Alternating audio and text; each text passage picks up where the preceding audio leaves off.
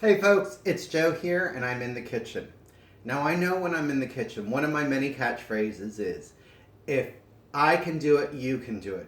Folks, this recipe that I'm making today, which is out of the Savory magazine, which is put out by Giant Food Stores for May 2017, this recipe is so easy. If you can't do it, you and I really need to have a talk.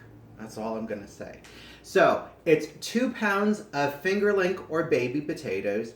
It's a pound of chicken breast. It is 2 lemons, a quarter cup of olive oil, a tablespoon of garlic powder, a tablespoon of oregano, and that's it. So, we're using one of my favorite cooking tools, a baking sheet. So I am going to just quickly cut in half my chicken breast.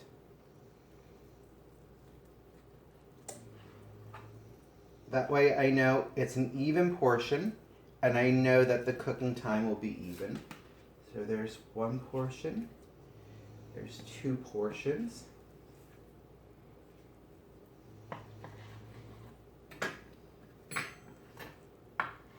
There's 3 portions. There's 4 portions. Again, when working with a raw meat or a contaminant, make sure that you have a separate knife and a separate cooking board. You don't want to poison any of your dinner. Well, maybe you do. I don't know. I don't know who you're having for dinner. But least of all, you don't want to poison yourself. So, hands are washed with soap and water. Now here comes the hard part, because that couldn't have been any simpler. Here are our baby potatoes. If it was this big, I quartered, or I halved it. So there the 2 pounds are. Me being me, I can't leave well enough alone. Here's half a pound of baby carrots. And 2 onions cut in 8ths. Because I love oven roasted onions. Quarter cup of olive oil. You might want to add a little bit more if you think the mixture looks too dry. Next, we're going to take our 2 lemons, and I need a clean knife.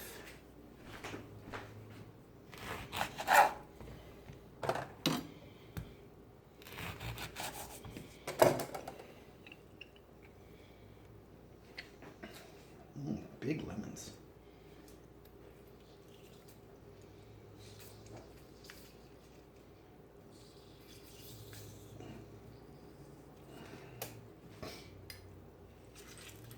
Make sure all of that gets out of there.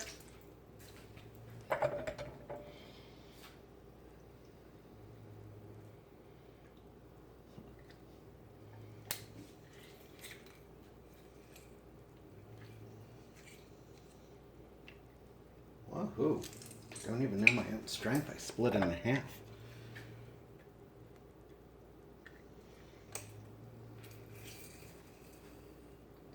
So sufficient to say, this has been the hardest part of this recipe so far.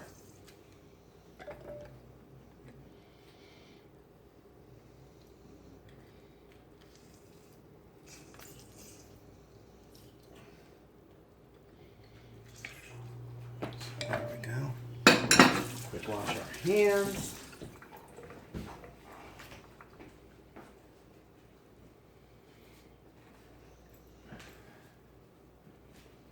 We are now going to add, this is where I would put my oregano in. I don't have dried oregano, but I do have fresh oregano out of my garden. So I'm just going to tear these strips in there. My only suggestion is if you are working with oregano for the first time, it can be pungent. So err on the more sparing instead of the more heavy. So we needed 2 teaspoons of the garlic powder.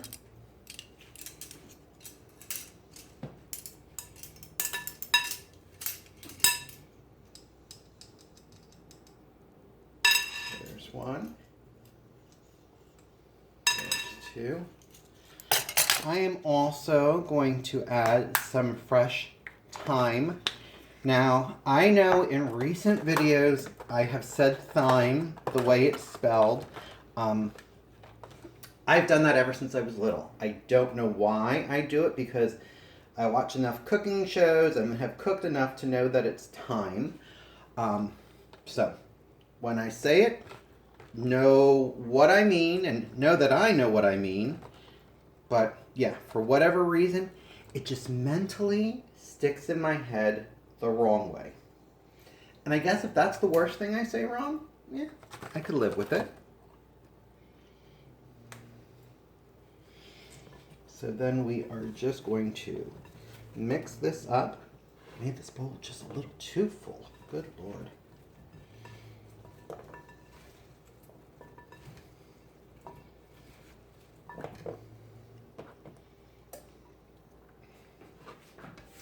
And then we're just going to pour this down over our chicken.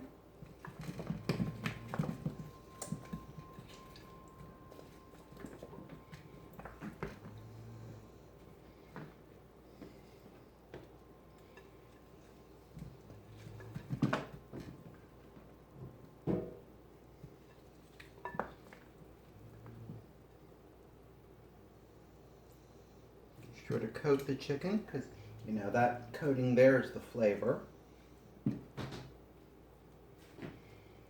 Potatoes overboard, potatoes overboard.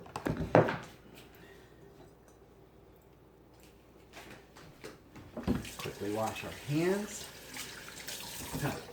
Gotta get a kitchen that has the sink on the other side of the stove. It's a little crazy. And then we're just going to pop it into our oven, which again is set at 400 degrees for 25 minutes.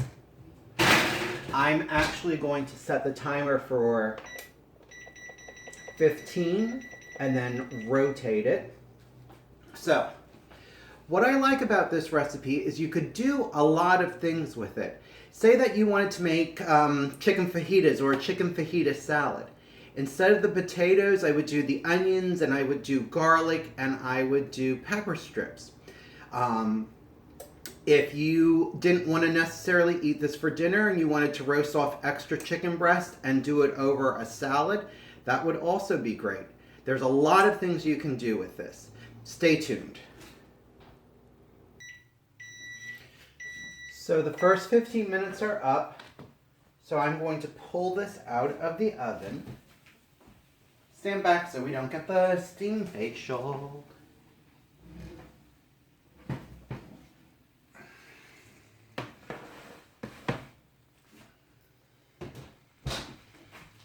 So it looks a little dry. I'm just going to give it a little bit more olive oil.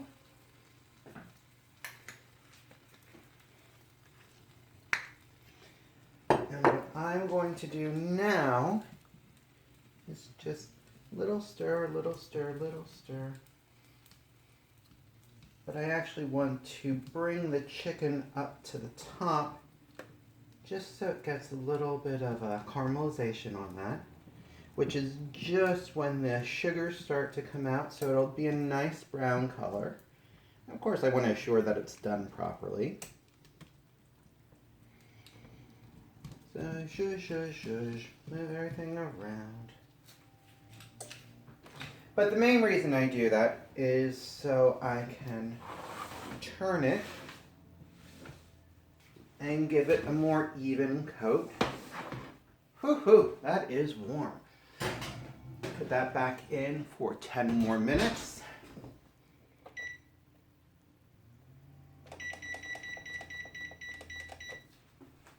And I'll see you in 10. And there the buzzer is. So let's see how we are. Steam go away.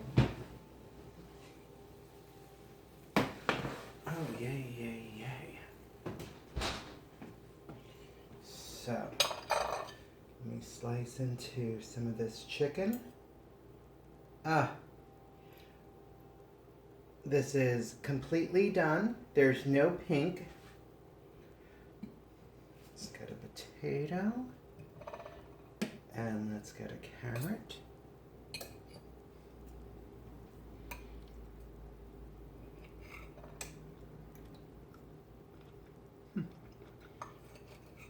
The carrot is done. It's just still a little firm.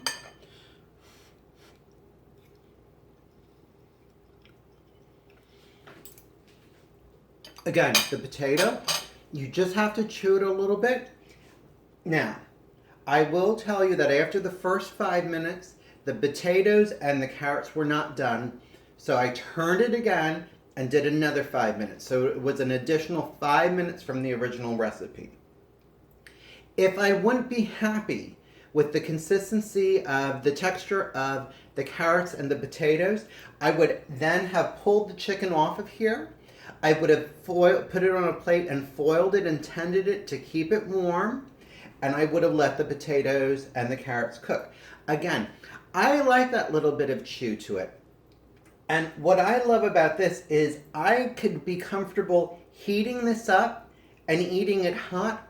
Or this time of year, I could be even having this as a cool dish. You know, not heating it up, letting it be cold, maybe a little bit more lemon, a little bit more olive oil, and almost like a chunky chicken salad.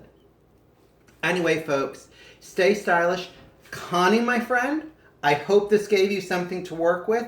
I have one more recipe that's going to be coming out in a little bit today. So, well, hopefully a little bit today. I'm now running into a time crunch.